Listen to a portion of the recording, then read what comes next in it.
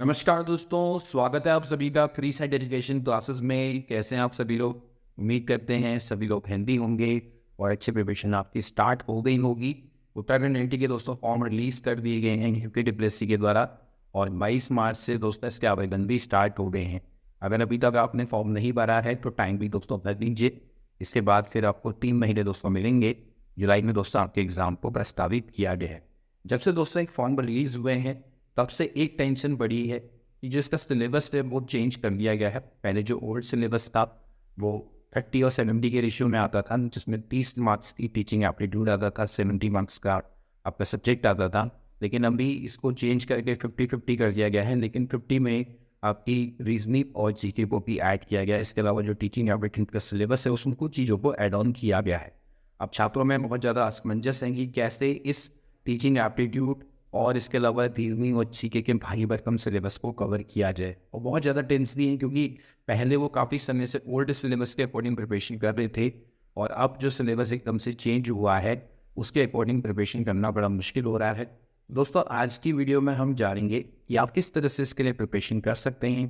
क्योंकि देखिए, सिलेबस अगर चेंज हुआ है तो इस तभी के लिए हुआ है। कंपटीशन हमेशा एक जैसा ही रहता है। ऐसा नहीं है कि जो जीके या जीएसटी प्रिपरेशन कर रहा है तो उसको कोई एक्स्ट्रा एडवांटेज है, या फिर कोई किसी अन्य सब्जेक्ट की प्रिपरेशन कर रहा है जो कि इसमें अभी ऐड हुआ है तो उसको एडवांटेज है। एडवांटेज केवल और केवल पढ़ाई लिखाई करने वाले को ही होता है जो कि संपूर्ण मन से प्रिपरेशन करता है। तो आज की वीडियो को दोस्तों हम इस तरह से डिस्क्राइब करेंगे कि आपके लिए दोस्तों आसानी रहेगी कि आप एनटी की प्रिपरेशन को किस तरह से करेंगे। तो चलिए दोस्तों आज की वीडियो को स्टार्ट करें। तो पहले दोस्तों हम बात करेंगे उत्तराखंड एनटी के सिलेबस की। उत्तराखंड एनटी के सिलेबस को दोस्तों इस समय पर 2 भागों में डिवाइड किया गया है, पार्ट नंबर 1 और पार्ट नंबर 2। पार्ट नंबर 1 दोस्तों आपके एकेडमिक एप्टीट्यूड, इसके अलावा रीजनिंग और जीके को लिए हुए है, जिसके आप कह सकते हैं कि 2 पार्ट हैं, first A and first B. इसके अलावा फिर दोस्तों पार्ट सेकंड है। पार्ट सेकंड में दोस्तों आपकी जो सब्जेक्ट है उसकी योग्यता की जांच की जाती है। अब जो सब्जेक्ट है वो तो आप अपने अकॉर्डिंग दोस्तों प्रिपेयर करेंगे। मैं यहाँ पर दोस्तों पार्ट 1 की आज बात करने वाला हूँ। हालांकि दोस्तों मैं आपको ये भी बताऊंगा कि आप अपने सब्जेक्ट की भी बहुत अच्छे से प्रिपरेशन कर सकते हैं। और 3 महीने का जो समय है दोस्तों काफ़ी अच्छा समय है। आप यहाँ पर भी अच्छे से प्रिपरेशन कर सकते हैं, कोई इसमें बड़ी बात नहीं है। कई लोगों ने दोस्तों इतने समय में प्रिपेयर करके भी एग्जाम निकाले हैं। बस ये है कि आपको मेहनत और फोकस अपना बनाए रखना होगा और कंटिन्यूस प्रिपरेशन दोस्तों आपने करनी होगी। इससे दोस्तों हमने भी आपकी काफ़ी मदद करी है। पहले भी दोस्तों हमने काफ़ी क्लासेस आपको प्रोवाइड करवाई हैं। ये देखिए, आप अगर ध्यान से देखें तो हमने दोस्तों इससे पहले बहुत अच्छी सीरीज चलाई थी जिसमें दोस्तों हमने 46 एमसीक्यू की क्लासेस आपको प्रोवाइड करवाई थी, जहाँ पर आपने देखा होगा कि हमने आपको बेस्ट से बेस्ट एमसीक्यू करवाए थे टीचिंग एप्टीट्यूड के। अब ज़्यादातर मैंने देखा हो कि लोग ज़्यादातर अब नई सिलेबस की ओर को जा रहे हैं। देखिए, नया सिलेबस कुछ नहीं है, कुछ चीज़ें को ऐड ऑन किया गया है। आपने उसी के अकॉर्डिंग दोस्तों प्रिपरेशन करनी है। सबसे पहले तो आप ध्यान रखिए कि जो आप पहले पढ़ते हुए आ रहे थे वो बिल्कुल भी बेस्ट नहीं है। आपने पहले तो उसी को ही रिवाइज करना है। बात करेंगे दोस्तों सबसे पहले एकेडमिक एप्टीट्यूड की, जिसको इस समय पर टीचिंग एप्टीट्यूड से मतलब अभी उसको एकेडमिक एप्टीट्यूड दोस्तों नाम दिया गया, पहले उसको टीचिंग एप्टीट्यूड के दोस्तों नाम से जाना जाता था। तो यहाँ पर ध्यान रखना है कि जो आप दोस्तों पहले पढ़ते हुए आ रहे थे वो आपने बिल्कुल पढ़ना है। इस समय पर एकेडमिक एप्टीट्यूड में आपकी 5 यूनिट्स दोस्तों दी गई हैं, unit number 1, unit number 2, unit number 3, 4 and 5। अगर आप यूनिट 2 को ध्यान से देखेंगे तो दोस्तों आपने वो चीज़ें कहीं ना कहीं पढ़ी हैं। उसमें दोस्तों आपको सारे एस्पेक्ट्स दोस्तों मिल जाएंगे जो कि आप दोस्तों पहले से पढ़ते हुए चले जाने हैं। उन्होंने दोस्तों वहाँ पर चाइल्ड डेवलपमेंटल साइकोलॉजी के सारे कॉन्सेप्ट दोस्तों डाले हैं। तो आप ध्यान से उसको देखिएगा दोस्तों, आपको यूनिट 2 अच्छी खासी जाने पहचानने लगेगी। आप उसकी प्रिपरेशन दोस्तों आप ऑलरेडी कर रहे थे, जैसे आप प्रिपरेशन दोस्तों उसमें कर रहे थे वैसे ही आपको दोस्तों उसमें प्रिपरेशन करनी होगी। बात करेंगे दोस्तों यहाँ पर जो टीचिंग एप्टीट्यूड का जो फर्स्ट यूनिट है जो कि फिलॉसफी से दोस्तों रिलेटेड है, उसको दोस्तों आपने थोड़ा बहुत प्रिपेयर करना होगा। दोस्तों आप बीएड करके आए हुए स्टूडेंट्स हैं और आप जानते हैं कि दोस्तों हमारा जो पहला सब्जेक्ट होता है दोस्तों वो दर्शन होता है, फिलॉसफी होता है। और फिलॉसफी का एजुकेशन पर क्या इम्पैक्ट है, एजुकेशन फिलॉसफी किस तरह से आपस में रिलेटेड हैं, उससे रिलेटेड दोस्तों आपने कॉन्सेप्ट जानने होंगे। ये ज़्यादातर दोस्तों आपका थ्योरेटिकल एस्पेक्ट्स है। इसमें ज़्यादातर आपके जो क्वेश्चंस आते हैं वो स्टेटमेंट से रिलेटेड दोस्तों आपके आ सकते हैं। इसमें दोस्तों जैसे कि कई सारे हमारे दर्शन हैं, जैसे कि नेचुरलिज्म है यानी कि प्रकृतिवाद, इसके अलावा प्रैग्मेटिज्म है यानी कि प्रयोजनवाद, इसके अलावा रियलिज्म है, आदर्शवाद, ठीक है ना। ये सब दोस्तों आपने समझना, आइडियलिज्म है, आदर्शवाद, रियलिज्म, यथार्थवाद। तो दोस्तों आप समझना है जितने भी सारे जो ये आपके दर्शन के टाइप्स हैं और इनका हमारी एजुकेशन पर क्या इफेक्ट पड़ा है, आपने इसके बारे में पढ़ना है। और इसके अलावा जो इनसे रिलेटेड जो आपके हमारे वेस्टर्न फिलोसफर रहे हैं और जो हमारे इंडियन फिलोसफर रहे हैं, उनके बारे में दोस्तों आपने थोड़ा थोड़ा डिटेल्स दोस्तों जाननी है। इसमें आपको ऐसा नहीं कि पूरी उनकी जीवनी पढ़नी है या फिर आपको बहुत ज़्यादा उसमें डीप डाउन जानने की आवश्यकता है। जो उनके एजुकेशनल एस्पेक्ट्स है दोस्तों, आपने उसके बारे में स्टडी करनी है। यहाँ पर ध्यान रखना है दोस्तों कि आपने स्मार्ट स्टडी करनी है। यहाँ पर आपको पूरे सिलेबस को पूरी तरह से कवर नहीं करना है। हो सकता है कि आप सिलेबस कवर करने बैठे और एग्जाम तक वो कवर ना हो पाए। तो ऐसे में दोस्तों आपके लिए सबसे बेस्ट यही रहेगा कि जो आपको अच्छे से पहले आपने पढ़ा हुआ है, आपने उसी चीज़ को रिवाइज करना है, क्योंकि आप कई समय से पढ़ते हुए आ रहे हैं। देखिए हम भी आपके संग काफ़ी समय से प्रिपरेशन आपको करवा रहे हैं, तो हम भी जानते हैं कि आप में से कई लोग बहुत समय से प्रिपेयर करते हुए आ रहे हैं। तो सिलेबस में अगर सडन से कुछ चीज़ें ऐड हो गई हैं तो इसमें आपको पैनिक करने की आवश्यकता नहीं है। जो चीज़ें आपने पढ़ी हैं आपने उसको दोबारा से अच्छे से रिवाइज करना है। जो चीज़ें एक्स्ट्रा ऐड ऑन हुई है अगर वो आपको लगता है कि पढ़नी चाहिए, तो कुछ कुछ स्मार्ट चीज़ें और फैक्चुअल इन्फॉर्मेशन तो दोस्तों आप पढ़ सकते हैं। जैसे कि यूनिट 1 में ज़्यादा फैक्चुअल नहीं है, कम फैक्चुअल चीज़ें उसमें, वो आपने थोड़ा सा, जैसे आप कहते हैं थ्योरेटिकल एस्पेक्ट से थोड़ा बहुत आप पढ़ लीजिए, ज़्यादा उसमें डीप डाउन जाने की आवश्यकता नहीं है। इसमें यूनिट नंबर 2 मैंने आपको पहले बोला कि वो आपकी ऑलरेडी ही पहले से ही सिलेबस में थी और अभी भी है। इसके बाद बात करेंगे यूनिट नंबर 3 की, तो वो दोस्तों भी थोड़ा बहुत ऐड हुई है। जैसे कि हम बात करते हैं इंफॉर्मेशन कम्युनिकेशन टेक्नोलॉजी की, दोस्तों बात करते हैं शैक्षिक तकनीकी, यहाँ पर दोस्तों आपकी ऐड भी है। हालांकि दोस्तों अगर आप देखेंगे तो हमने प्रीवियस सीरीज में दोस्तों आपको शैक्षिक तकनीकी से संबंधित बहुत सारे दोस्तों MCQ करवाए हैं, तो वो सीरीज आपके लिए उतनी ही महत्वपूर्ण है जितनी कि अभी कोई हम जो नई सीरीज चलाएंगे। तो आपने समझना है कि आपने प्रीवियस जो क्लासेस है उनको मिस नहीं करना है, आपको इनको पूरा का पूरा पढ़ना है। एजुकेशनल टेक्नोलॉजी से संबंधित दोस्तों आपके हमने काफ़ी सारे MCQ प्रीवियस क्लासेस में भी कवर किए हैं और अभी भी दोस्तों आपको एजुकेशनल टेक्नोलॉजी दोस्तों थोड़ा सा पढ़नी पड़ेगी। देखिए अगर आप बीएड में टॉपिक देखिए शिक्षा में नवाचार और उसके अलावा शिक्षण सहायक सामग्री, तो दोस्तों ये जो टॉपिक्स हैं ये आपके ऑलरेडी एजुकेशनल टेक्नोलॉजी से संबंधित है। थोड़ा सा इन्होंने बाइफरकेट करके उसको चीज़ को खोल दिया है कि आपने क्या क्या पढ़ना है। कभी कभार दोस्तों ये अच्छा रहता है कि आपको पता रहता है कि आपको किस टॉपिक को पढ़ना है। जैसे अगर आप प्रीवियस सिलेबस को देखेंगे तो वहाँ पर उन्होंने खाली टॉपिक्स के नाम लिखे हुए थे, या एक तरह से कह सकते हैं चैप्टर्स के नाम लिखे हुए थे, लेकिन अंदर क्या क्या पढ़ना है उसके बारे में डिटेल में डिफाइन नहीं किया था। तो इस बार थोड़ा सा सिलेबस को डिटेल में डिफाइन किया गया है। यूनिट नंबर 4 की बात करेंगे दोस्तों। यूनिट नंबर 4 को आप दोस्तों कुछ समय के लिए, क्योंकि ज़्यादातर उसमें अपनी थ्योरेटिकल एस्पेक्ट्स हैं, न्यू एजुकेशन पॉलिसी का संबंध है दोस्तों, उसमें थोड़ा बहुत कुछ चीज़ें ऐसी हैं कि जो थोड़ा सा आपके लिए टिपिकल पढ़ सकती है, तो आप उसको स्किप भी कर सकते हैं। देखिए हम समझना है कि यहाँ पर चीज़ों को सबको नहीं पढ़ना है, आपको स्किप भी करना है। कुछ चीज़ें जो ऐसी हैं जो आपको लगती है बहुत ज़्यादा टफ हैं, तो आप उसमें अपना समय वेस्ट ना करिए। इससे बढ़िया ये है कि आप आसान चीज़ें पढ़ें और उन्हीं को बार बार रिवाइज करते रहें, क्योंकि देखिए जो चीज़ आपको आती है वो 100% आपको एग्जाम में सही करनी है। ऐसा ना होना चाहिए कि आप गलत के चक्कर में, मतलब कि आप कठिन चीज़ों के चक्कर में एग्जाम में उस चीज़ को गलत कराएं। तो देखिए इस तरह की गलती नहीं करनी है। एग्जाम को हमेशा स्ट्रैटेजी से निकाला जाता है। 100 में से 100 मार्क्स नहीं लाते हैं कोई भी। 100 में से आपको 70-75 मार्क्स चाहिए होते हैं सिलेक्शन के लिए, चाहे वो कोई सा भी एग्जाम। तो आपको उसी हिसाब से दोस्तों प्रिपरेशन करनी होती है।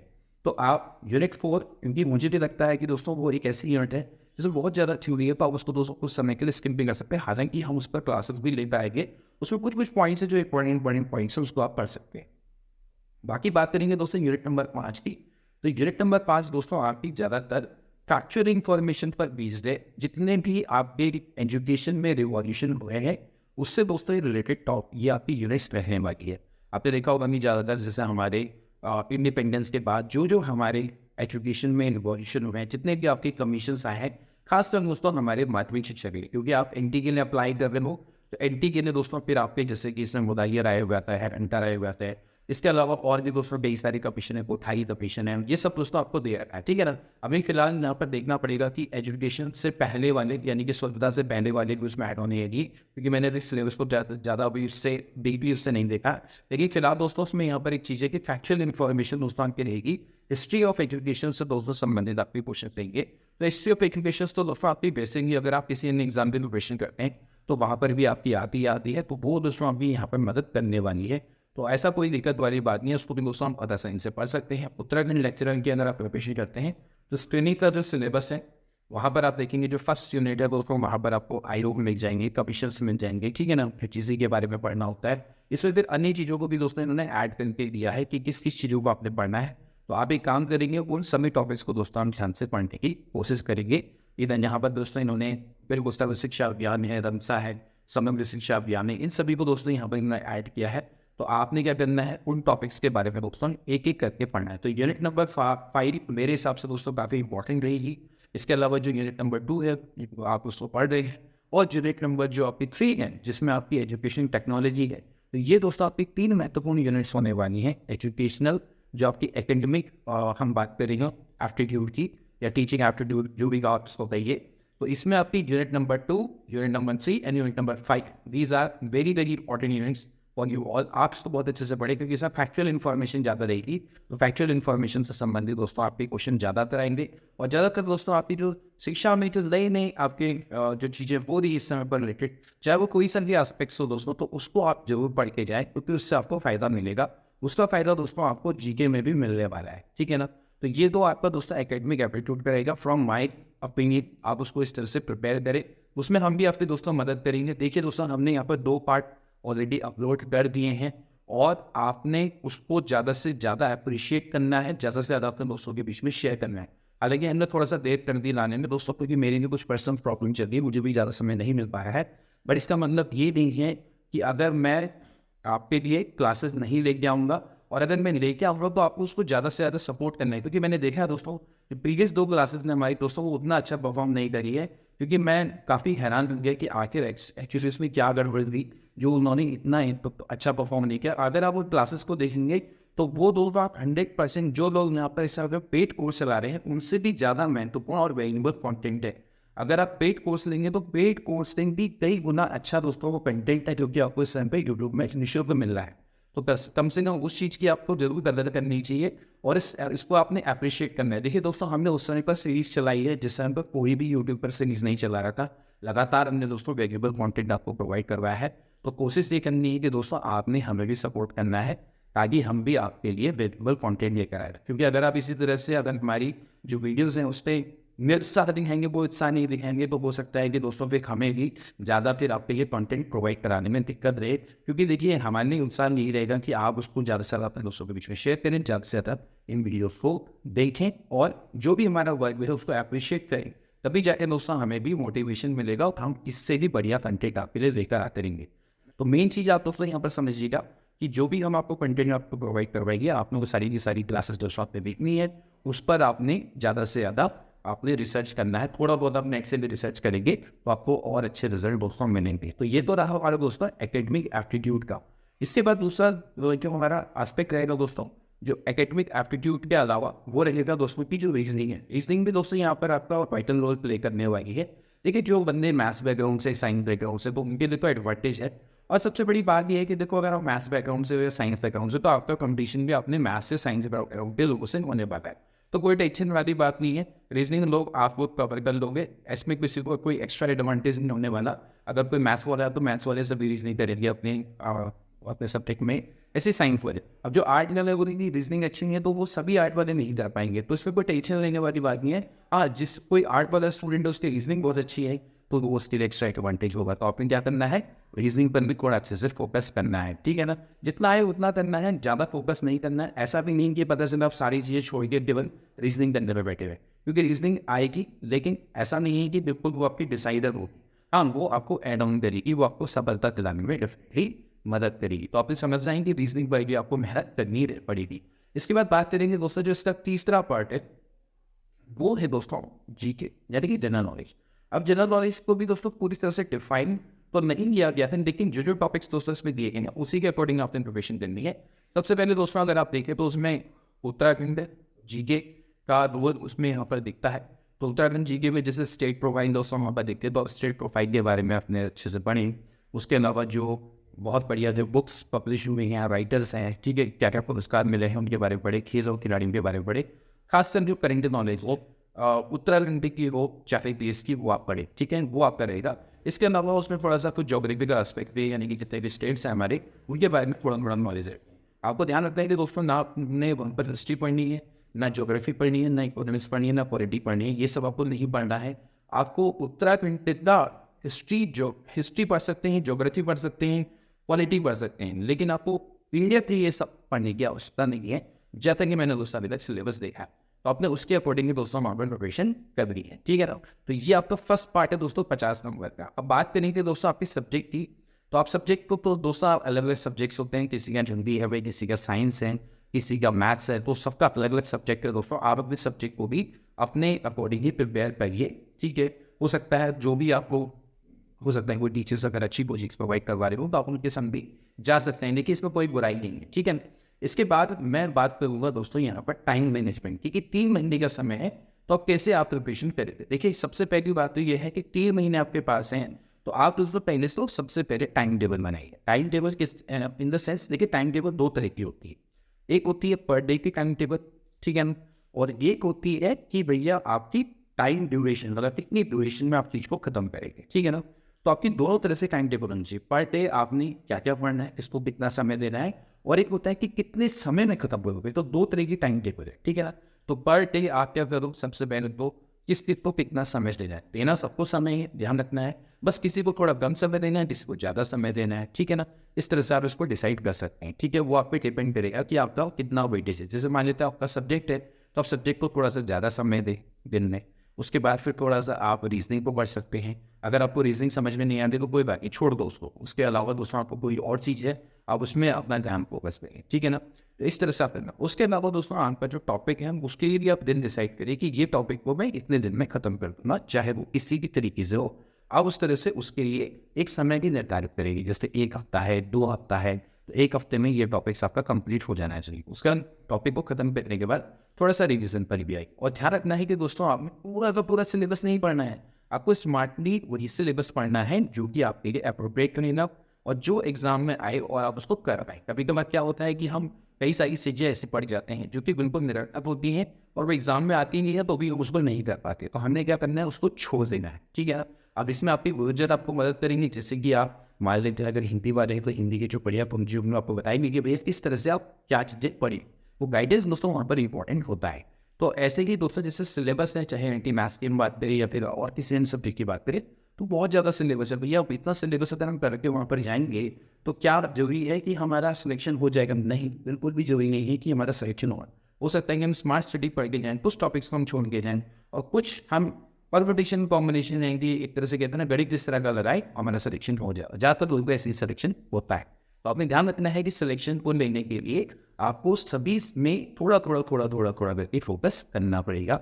अगर आपको लगता है कि यार रीजनिंग मेरे लिए बहुत टफ है, मैं उसको नहीं कर पाऊंगा, तो आप ज़्यादा नहीं सही जो थोड़ा बहुत क्वेश्चन आते हैं, जैसे अगर आपको हो सकता है ज़्यादा लोगों को दिक्कत आती है मैथ्स के क्वेश्चन करने में, तो आप कोई बात नहीं, अब रीजनिंग में जैसे ब्लड रिलेशन है या इस तरह के क्वेश्चन जो कि आप लॉजिकली दोस्तों कर सकते हैं। इतना तो लॉजिक सभी लगा लेते हैं, उतना आपको करना पड़ेगा। खासकर जब हम बात करते हैं नॉन वर्बल की, मतलब वर्बल की, तो वो वर्बल के अंतर्गत आता है जहाँ पर आप शब्द आते हो, शब्द से संबंधित आप कुछ व्याख्याएं या कुछ क्वेश्चन से तो काम कर सकते हैं। अगर तो आप छोड़ दीजिए, हो सकता है कि दोस्तों अंकल गणित के क्वेश्चन आपके लिए टफ रहे, तो आप उनको छोड़ दीजिए, कोई ऐसे निकलवाइए बात नहीं। ऐसे ही आपको क्या करना है, एकेडमिक एप्टीट्यूड करना है। अगर आपको लगता है कि यार टॉपिक अगर बहुत टफ है तो उसमें ज़्यादा समय अपना वेस्ट ना करिए, आप उसको बिल्कुल छोड़ दीजिए। आप सबसे पहले क्या करें, जो आसान टॉपिक हैं जो आप कर सकते हैं आप उनको करिए। पहले जो चीज़ आपके पास अवेलेबल है उसको पूरा करिए, उसके बाद ही कोई अन्य चीज़ पर आप जाए। जो भी आपके पास अवेलेबल है, जो भी बुक्स आपके पास अवेलेबल है, चाहे वो प्राइवेट जीके की बुक्स अवेलेबल है या फिर रीजनिंग की अवेलेबल है, टीचिंग एप्टीट्यूड की अवेलेबल है, पहले आप उसको दोस्तों अच्छे से रिवाइज करें। उसी में से सिलेक्टेड टॉपिक्स को पढ़ें, जो अच्छा लगता है, जो बढ़िया लगता है, जो समझ में आता है, उसी को याद करें। अलग अलग हो सकता है, किसी को कोई चीज़ बहुत जल्दी आ जाती है, किसी को कोई चीज़ बहुत जल्दी आ जाती है, तो आपने उसी के अकॉर्डिंग दोस्तों क्या करनी है, प्रिपरेशन करिए। 100% दोस्तों आपका सिलेक्शन होगा, ये मेरी गारंटी। आप अगर इस को मानिए। ज़्यादातर लोग क्या करते हैं, दिखावे के चक्कर में इधर उधर बहुत ज़्यादा हाई लेवल का पढ़ने लग जाते हैं। वो कभी नहीं करना है, बेसिक से ही सिलेक्शन होता है, ध्यान रखना है। सबसे पहले अगर आपका बेसिक बिल्कुल क्लियर नहीं है तो बिल्कुल भी हायर लेवल की ओर को नहीं जाना है। एनसीईआरटी की बुक्स हैं, one of the best books होती है दोस्तों, आपने उसको पढ़ना है। फ्री में अवेलेबल है, नेट में अवेलेबल है, आपके आसपास मार्केट पे जाओगे तो बड़े सस्ते दाम में अवेलेबल है। पहले उसको पूरा में पूरा करो, कोई भी सब्जेक्ट है पहले उसको अच्छे से करो, उसके बाद अपना बेस जब आपका क्लियर हो जाए तब दोस्तों आप हायर लेवल की ओर को जाओ। डेफिनेटली अगर आप बेसिक अगर आपका अच्छा है तो इम्प्रोवाइजेशन करके आप हायर लेवल के क्वेश्चन को भी कर सकते हैं, ये मेरी गारंटी है दोस्तों।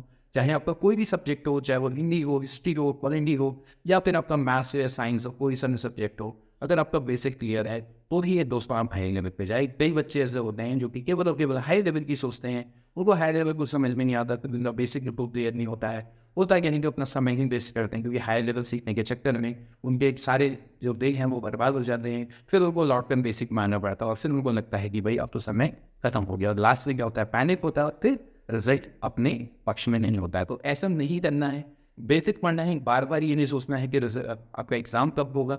एग्जाम जब भी होना होगा हो जाएगा, और बस आपको ये समझना है कि हमारे पास कितना समय है, इतने समय के अकॉर्डिंग हमने फिर प्रिपरेशन को करने हैं। और ध्यान रखते हैं दोस्तों कि हर दिन एक जैसा नहीं होता है, किसी दिन हम अप होते हैं तो किसी दिन डाउन होते हैं, किसी दिन हम मोटिवेटेड होते हैं तो किसी दिन डिमोटिवेटेड। आपको हर दिन के लिए प्रिपेयर रहना होगा। मोटिवेटेड है तो बहुत अच्छी बात है, अपनी मोटिवेशन अपनी एनर्जी का उसको अच्छी जगह से यूज़ करें।